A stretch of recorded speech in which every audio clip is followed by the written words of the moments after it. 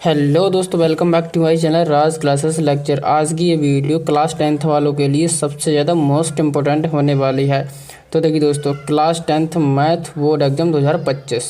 तो देखिए दोस्तों, मैथ का आपको 1 मार्च का गणित का पेपर है। और देखिए दोस्तों, इसमें देखिए दोस्तों आपकी मैथ की तैयारी बहुत ही बेहतरीन तरीके से कर पाएंगे। तो आज की वीडियो में हम देखिए दोस्तों क्लास 10th के लिए देखिए दोस्तों चैप्टर 1 से लेकर चैप्टर 7 तक का फुल रिवीजन करवाएंगे और उसके फॉर्मूलेज भी हम आपको बताएंगे। देखिए दोस्तों, स्टूडेंट को फॉर्मूले की बहुत बड़ी प्रॉब्लम्स होती है और देखिए दोस्तों बिना फॉर्मूले के आप मैथ का एक सवाल भी नहीं कर पाएंगे। तो देखिए दोस्तों, हम इसका फुल रिवीजन करवाएंगे कि आपको प्रत्येक चैप्टर से कौन कौन सा टॉपिक पढ़ना है, कौन कौन सा देखिए दोस्तों मोस्ट इंपोर्टेंट क्वेश्चन को पढ़ना है। अब आपको देखिए दोस्तों पूरा चैप्टर तैयार करने की कोई ज़रूरत नहीं है, क्योंकि अब आपके पास इतना ज़्यादा टाइम नहीं बचा है।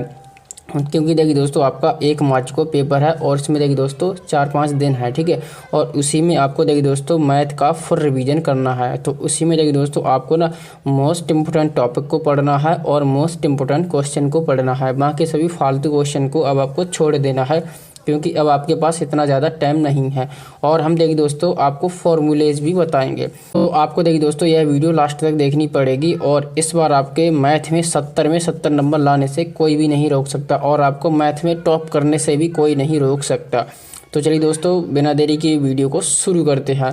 तो देखिए दोस्तों सबसे पहले चैप्टर 1, ठीक है, जो हमारा चैप्टर 1 है वास्तविक संख्या। इसमें देखिए दोस्तों हमें क्या क्या चीज़ पढ़ना है, वहाँ की सभी फालतू चीज़ को छोड़ देना है, ठीक है। तो मैं आपको एग्ज़ाम के लिए टू द पॉइंट बता रहा हूँ कि आपको एग्ज़ाम के लिए ये क्वेश्चन देखिए दोस्तों तैयार करना है। तो देखिए दोस्तों सबसे पहले आपको क्या करना है, चैप्टर 1 में आप कुछ भी तैयार नहीं करना, केवल आपको ना सिद्ध करने वाला क्वेश्चन तैयार कर लेना है। ये जो क्वेश्चन है ना बोर्ड एग्जाम में 100% आएगा और ये हर बार बोर्ड एग्जाम में पूछा जाता है कि देखिए दोस्तों सिद्ध कीजिए कि √3 एक अपरिमेय संख्या है। यहाँ पर √2 हो सकता है, √5 हो सकता है, √7 हो सकता है। केवल आपको क्या करना है, एक क्वेश्चन को तैयार कर लेना है और उसी के आधार पे आप ना सभी क्वेश्चन को तैयार कर लेना, ठीक है। केवल आपको अगर आपने देखिए दोस्तों √3 एक अपरिमेय संख्या इसको सिद्ध करना सीख लिया और देखिए दोस्तों क्वेश्चन में आ गया कि √7 एक अपरिमेय संख्या उसको सिद्ध करो, तो जहाँ जहाँ 3 आएगा ना वहाँ आपको 7 कर देना है, बिल्कुल एज इट इज़ आपको कॉपी पेस्ट करके आ जाना है, ठीक है। और देखिए दोस्तों √3 एक अपरिमेय संख्या इसको सिद्ध करने के लिए आपको क्या करना पड़ेगा, इसकी वीडियो मैंने बना दी है और इसकी वीडियो की लिंक मैं डिस्क्रिप्शन में दे दूँगा, आप वहाँ से जाके देख सकते हो। और देखिए दोस्तों चैप्टर 1 में आपको HCF और LCM से भी क्वेश्चन पूछे जाएंगे कि अभाज्य गुणनखंड विधि से आपको HCF निकालना है और LCM निकालना है, ठीक है। और देखिए दोस्तों HCF और LCM आपको निकालना नहीं आता तो इसकी वीडियो की लिंक मैंने डिस्क्रिप्शन में दे दी है, तो वहाँ से आप इसको भी देख सकते हो। देखिए दोस्तों आपकी फुल तैयारी करवाएंगे और देखिए दोस्तों आपको मैथ में एक टॉप करने से कोई नहीं रोक सकता, मैथ में आपको अच्छे नंबर लाने से कोई भी नहीं रोक सकता। तो देखिए दोस्तों आप इन दोनों वीडियो को वहाँ से तैयार कर लेना और देखिए दोस्तों आपका चैप्टर 1 कंप्लीट हो जाएगा। चैप्टर 1 में केवल आपको यही पढ़ना है, इसके अलावा आपको कुछ भी नहीं पढ़ना है। अब देखिए दोस्तों हम आते हैं चैप्टर 2 की ओर। चैप्टर 2 में आपको क्या पढ़ना है, देखिए दोस्तों चैप्टर 2 है बेसिकली हमारा बहुपद है। तो बहुपद को सबसे पहले आपको देखिए दोस्तों बहुपद के शून्य निकालने आने चाहिए, बहुपद को सॉल्व करना आना चाहिए, बहुपद के शून्य निकालने आने चाहिए। देखिए दोस्तों जो हमारा बहुपद है, जैसे कि हमारा एक बहुपद है 2x² - 8x + 6, तो ये हमारा बहुपद है। अब इसको सॉल्व करेंगे गुणनखंड विधि से। जब हम इसको सॉल्व करेंगे तो इसकी x की वैल्यू निकलेंगी, 2 वैल्यू निकलती हैं, ठीक है। तो एक जो हमारी 2 वैल्यूज़ होती हैं उन्हीं को हम ना 0 कह देते हैं, यानी कि शून्यक बोल देते हैं। जो हमारी x की वैल्यूज़ निकलती है तो उसको हम ना शून्यक बोल देते हैं, ठीक है। तो जब हम ना बहुपद को सॉल्व करते हैं तो इसके शून्यक निकलते हैं। और देखिए दोस्तों आपको बहुपद भी बनाना आना चाहिए, जैसे कि देखिए दोस्तों यहाँ पर क्या कहा है, यहाँ पर आपको बहुपद दे देगा, इसके शून्यक निकलवाएंगे, ठीक है। मान लेते हैं कि इसके अल्फ़ा और बीटा इसके 2 शून्यक निकल के आए हैं, ठीक है। और क्वेश्चन में ये भी दे देगा कि आपको शून्यक दे देगा अल्फ़ा और बीटा, यानी कि शून्यक दे देगा और आपको बहुपद बनाने के लिए कहेगा। तो आपको क्या करना है, आपको इस सूत्र की सहायता से आपको ना बहुपद बना देना है बहुत ही आसान तरीके से, ठीक है ना दोस्तों। तो इस सूत्र को भी आपको तैयार कर लेना है। तो देखिए दोस्तों मैंने आपसे कहा कि फॉर्मूलेज भी तैयार करवाऊंगा ताकि आपकी बोर्ड एग्जाम की तैयारी बहुत ही बेहतरीन तरीके से हो पाए। तो आपको क्या करना है, तो आपको ये सूत्र भी तैयार कर लेना है। तो आपसे अगर बोले कि बहुपद बनाओ तो इस सूत्र से आपको बहुपद बना देना है, और आपसे कहे कि शून्यक निकालो तो आपको देखिए दोस्तों बहुपद को सॉल्व करके उसके शून्यक निकाल देने हैं। और देखिए दोस्तों बहुपद को अगर आपको सॉल्व करना नहीं आता है तो बहुपद को सॉल्व करने के लिए आपको क्या करना है, इसकी भी वीडियो की लिंक मैंने डिस्क्रिप्शन दे दी है, आप वहां से तैयार कर सकते हो कि बहुपद को आपको कैसे करके सॉल्व करना है। ठीक है ना मेरे भाई। अब देख दोस्तों यहाँ से अगला चैप्टर है, यहाँ पे चैप्टर 3, जो हमारा चैप्टर 3 है, दो चर वाले रैखिक समीकरण युग्म। जो हमारा देखिए दोस्तों इस चैप्टर में आपको क्या करना है, इस चैप्टर में आपको ना दो देखिए दोस्तों दो यहाँ पर रैखिक समीकरण युग्म दिए जाएंगे। बेसिकली ये क्या है, रैखिक समीकरण है। अब रैखिक समीकरण क्या होता है उसके बारे में भी मैं आपको थोड़ा बहुत बता देता हूँ। तो देखिए दोस्तों रैखिक समीकरण होता है बेसिकली देखिए दोस्तों जहाँ में हमारी चर होता है ना, चर की अधिकतम पावर 1 होती है, रैखिक समीकरण बोलते हैं। यहाँ पर देखिए दोस्तों चर है x और y है चर, तो इसी को हम ना रैखिक समीकरण युग्म बोलते हैं। और युग्म का मतलब होता है जोड़ा, यहाँ पर 2 है। ठीक है। अब देखिए दोस्तों इसको हमें सॉल्व करना ही आना चाहिए। इसको देखिए दोस्तों आपको केवल विलोपन विधि आनी चाहिए। विलोपन विधि से आप इस क्वेश्चन को सॉल्व कर सकते हैं, और बोर्ड एग्जाम में विलोपन विधि ही बहुत ही ज़्यादा मोस्ट इंपॉर्टेंट है, और यही विलोपन विधि पूछी जाती है।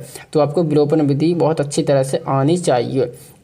तो देखिए दोस्तों आपको दो रैखिक समीकरण युग्म दे दिए जाएंगे, और इसमें बोल दिया जाएगा कि इससे सॉल्व करिए, यानी कि x और y की वैल्यूज निकालनी है।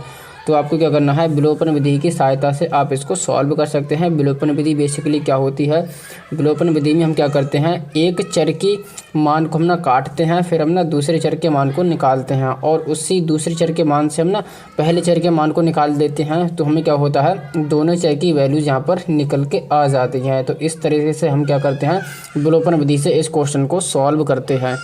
तो अब देखिए दोस्तों हमारा जो अगला चैप्टर है, चैप्टर 4 है द्विघात समीकरण। तो द्विघात समीकरण जो हमारा चैप्टर है वो देखिए दोस्तों बहुपद की तरह ही है, यानी कि ऐसा मान लो बहुपद का छोटा भाई ही मान लो यार मेरे। तो देखिए दोस्तों जो हमारा बहुपद होता है, जैसे बहुपद में हमारे पास ये हमारा बहुपद है, ठीक है, 2x² माइनस के 8x प्लस के 6। तो इसी को मैंने यहाँ पर देखिए दोस्तों लिख दिया है, जैसे 2x² माइनस के 8x प्लस के 6। अब आप कहोगे कि बहुपद और द्विघात समीकरण एक ही है, तो इसका अलग अलग नाम क्यों दिया है। तो मेरे भाई इसका भी रीजन मैं आपको समझाता हूँ। ठीक है, यहाँ पर बहुपद है और यहाँ पर है द्विघात समीकरण। तो देखिए दोस्तों यहाँ पर द्विघात का मतलब होता है चर की अधिकतम पावर 2 हो। तो यहाँ पर पावर 2 है और यहाँ पर भी पावर 2 है। और देखिए दोस्तों समीकरण का मतलब होता है बराबर, जहाँ पर आपको बराबर दिख जाए तो उससे हम ना समीकरण बोलेंगे। तो यहाँ पर देखिए दोस्तों बराबर है और चर की अधिकतम पावर 2 है, यानी कि द्विघात है, तो हम इसको बोल देंगे द्विघात बहुपद। लेकिन इसमें आपको बराबर नहीं दिखेगा, इसमें देखिए दोस्तों बराबर नहीं है। जब बराबर नहीं होगा तो उसे हम बोलेंगे बहुपद बेसिकली। ठीक है, तो बहुपद और द्विघात समीकरण में आपको डिफरेंस पता चल गया होगा। अब आइए आगे बढ़ते हैं। तो देखिए दोस्तों द्विघात समीकरण को भी सॉल्व करने की एक विधि होती है, वो होती है गुणनखंड विधि। जैसे आप सेम द्विघात बहुपद को सॉल्व करते हैं, ठीक है, ये बेसिकली द्विघात बहुपद ही है। तो बेसिकली आप द्विघात बहुपद को गुणनखंड विधि से सॉल्व करते हैं। तो बेसिकली आप द्विघात समीकरण को भी आप गुणनखंड विधि से सॉल्व करते हैं। ठीक है, और देखिए दोस्तों जब द्विघात समीकरण को सॉल्व करेंगे, जहां हमारी x की वैल्यू निकल के आएंगी तो उसे हम बोलेंगे मूल। ठीक है, द्विघात समीकरण की x की वैल्यू निकल के आती है तो उसे हम बोलते हैं मूल। और देखिए दोस्तों द्विघात बहुपद की x की वैल्यू निकल के आती है तो उसे हम बोलते हैं शून्यक। ठीक है, तो इसमें देखिए दोस्तों बात एक ही है, लेकिन इसका नाम थोड़ा सा अलग अलग कर दिया है। ठीक है, तो अब देखिए दोस्तों जो हमारा द्विघात समीकरण होता है उसको सॉल्व करने के लिए हमें देखिए दोस्तों दो तरीके से हम सॉल्व कर सकते हैं। एक तो देखिए दोस्तों गुणनखंड विधि से, और दूसरा देखिए दोस्तों सूत्र की सहायता से। आपको बेसिकली एग्जाम में आपको डायरेक्ट पूछ लेता है कि इसको सूत्र की सहायता से सॉल्व करिए। जब आप सूत्र से सॉल्व करेंगे तो यहाँ पर देखिए दोस्तों इसका फॉर्मूला होता है। ठीक है, मैं आपको फॉर्मूला बता रहा हूँ और इसको आपको ना तैयार कर लेना है। अब देखिए दोस्तों जो हमारा फॉर्मूला है, देखिए दोस्तों द्विघात समीकरण को सॉल्व करने का फॉर्मूला है, इसे हम ना द्विघाती सूत्र भी बोलते हैं। यहाँ पर मैं लिख देता हूँ द्विघाती सूत्र। ठीक है, द्विघाती सूत्र, जो हमारा द्विघाती सूत्र होता है उसका देखिए दोस्तों फॉर्मूला है माइनस का b plus minus under root के अंदर b² माइनस का 4ac बटा 2a। तो ये हमारा फॉर्मूला है, इसकी सहायता से हम ना इसको सॉल्व कर सकते हैं द्विघात समीकरण को। अगर क्वेश्चन में ये बोल दिया जाए कि इसका विविक्तकर निकालो तो आप क्या कहोगे? तो आप देखिए दोस्तों यहाँ पर विविक्तकर निकाल दोगे। विविक्तकर का जो फॉर्मूला होता है b² माइनस के 4ac, तो इसकी सहायता से आप ना विविक्तकर बहुत आसानी से निकाल सकते हो, ठीक है ना। और देखिए दोस्तों यहाँ पर देखिए दोस्तों आपको मैं बता देता हूँ कि यहाँ पर ABC ये सब क्या है। तो ये सब देखिए दोस्तों यहाँ पर देखिए दोस्तों जो हमारा द्विघात समीकरण होता है उसकी जनरल फॉर्म क्या होती है? ax² प्लस के bx प्लस के c। जब हम ना इसकी जनरल समीकरण से इसकी हम जब तुलना करते हैं, जब द्विघात समीकरण से तुलना करते हैं तो यहाँ पर देखिए दोस्तों a की वैल्यू निकल के आती है। x² का गुणांक है यहाँ पर देखिए दोस्तों 2 है, तो यहाँ पर a की वैल्यू 2 निकल के आएगी। यहाँ पर x का गुणांक b है और यहाँ पर x का गुणांक 8 है, तो b की वैल्यू माइनस की 8 निकल के आएगी। और c यहाँ पर होता है अचर पद, और अचर यहाँ पर संख्या क्या है? 6। तो यहाँ पर इस तरह से a b c की यहाँ पर वैल्यू निकलती है। हम क्या करते हैं, इसकी जनरल फॉर्म से हम द्विघात समीकरण की तुलना कर देते हैं। हम जब तुलना करते हैं तो a की वैल्यू 2, b की वैल्यू माइनस की 8 और c की वैल्यू 6 इस तरह से निकल के आती है, और इस तरह से हम यहाँ पर वैल्यूज़ को पुट कर सकते हैं। तो ये तो हो गई हमारी ABC की बात। अब देखिए दोस्तों अब क्वेश्चन एक और तरह से पूछ लेगा। यहाँ पर देखिए दोस्तों आपको द्विघात समीकरण दे दिया होगा, ठीक है, द्विघात समीकरण दे दिया होगा और क्वेश्चन में बोल दिया होगा कि इसके मूल होंगे ना वो मूल बराबर होंगे, यानी कि 2 मूल निकलते हैं, इसके 2 मूल निकलते हैं और वो मूल है ना बराबर होते हैं। जैसे कि यहाँ पर इसको जैसे कि मान लेते हैं सॉल्व किया तो इसके मूल निकल के आए हैं 2, ठीक है, 2 निकल के आया है। तो यहाँ पर दूसरा मूल भी निकलेगा 2, सेम 2 ही निकलेगा, ठीक है। तो इस तरह से यहाँ पर क्वेश्चन बोल दिया जाएगा कि इसके मूल है ना वो बराबर है। यहाँ पर 2 है, पहला मूल भी 2 है और दूसरा मूल भी 2 है, तो इसके मूल बराबर हैं। तो मूल अगर बराबर बोल दिया जाए तो इसका एक फॉर्मूला होता है, तो वो क्या होगा? b² माइनस के 4ac है ना, ये भाई 0 के बराबर हो जाएगा। तो इस तरह से हम इसको सॉल्व कर लेंगे। जब इसमें बोल दी जाए कि मूल बराबर हैं तो आप ना ये वाला फॉर्मूला लगाना और इसको 0 के बराबर रख देना और इसको सॉल्व कर देना, बस इतनी सी बात है। अब देखिए दोस्तों हमारा जो अगला चैप्टर है देखिए दोस्तों 5। अगला चैप्टर है 5वां चैप्टर है समांतर श्रेणियाँ। समांतर श्रेणी के लिए देखिए दोस्तों हमारे पास 2 फॉर्मूले हैं। 2 फॉर्मूले के ऊपर आपको क्वेश्चन पूछे जाएंगे और इन्हीं 2 फॉर्मूले से आप आराम से क्वेश्चन कर सकते हो और इन्हीं फॉर्मूले के ऊपर आपको बोर्ड एग्जाम में क्वेश्चन देखने को मिलेंगे। तो कैसे करके आपको इन क्वेश्चन को करना है तो मैं आपको बता देता हूँ। देखिए दोस्तों जो हमारी श्रेणी होती है, जैसे कि मान लेते हैं जैसे कि ये श्रेणी है 3, 6, 9, 12 इस तरह से हमारी श्रेणी चलती जा रही है, ठीक है। यहाँ पर देखिए दोस्तों और इसमें बोल दिया जाए कि यहाँ पर देखिए दोस्तों यहाँ पर ये पहला पद है, ये दूसरा पद है, ये तीसरा पद है और ये चौथा पद है। तो हमें बोल दिया जाए कि यहाँ पर 10वां पद क्या होगा, 10वें पद पर कौन सा नंबर आएगा। तो वो नंबर निकालने के लिए उस नंबर को हम बोलते हैं anवां पद। तो anवां पद निकालने के लिए हम क्या करेंगे, इस सूत्र की सहायता से हम anवां पद निकाल सकते हैं। तो इस सूत्र की सहायता से हम ना 10वें पद पर कोई कौन सा नंबर आएगा उसको हम ना इस सूत्र की सहायता से निकाल सकते हैं, ठीक है। तो ये हमारा होता है anवां सूत्र, an का सूत्र होता है, ठीक है। an का सूत्र निकालने के लिए an की वैल्यू निकालने के लिए हम क्या करेंगे, इस सूत्र का प्रयोग कर लेंगे। अब देखिए दोस्तों आपको एक और सूत्र पूछा जाएगा सम ऑफ नंबर, यानी कि यहाँ पर देखिए दोस्तों यहाँ पर हमने 10 तक यानी कि 10 पद तक हमने क्या करें नंबर निकाल लिए। अब हमसे क्या बोल दिया जाए कि हमसे बोल दिया जाए कि देखिए दोस्तों 1 से 10 तक पदों का हमें योग निकालना है। योग यानी कि इनका जोड़ निकालना है, जैसे 6, 3, 9 और यहाँ पर 9, 9, 18 इस तरह से इनका योग निकालना है। तो आप क्या करना है, इस सूत्र की सहायता से आप श्रेणी का योग निकाल सकते हैं बहुत आसान तरीके से मेरे भाई। तो यहाँ पर देखिए दोस्तों आपको लास्टवां पद निकालने के लिए ये सूत्र लगाना पड़ेगा। एन को हम ना लास्टवां पद भी बोल देते हैं, ठीक है।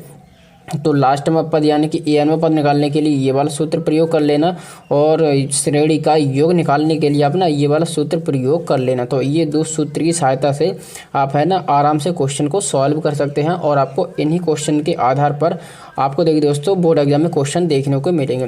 अब आइए दोस्तों अगला हमारा चैप्टर है चैप्टर 6। देखिए दोस्तों त्रिभुज। अब देखिए दोस्तों त्रिभुज में आपको ज़्यादा कुछ नहीं पढ़ना है, केवल आपको समरूपता के बारे में पढ़ना है। जैसे कि 2 त्रिभुज होते हैं, 2 त्रिभुज हैं, उनको हमें देखिए दोस्तों समरूप दिखाना है।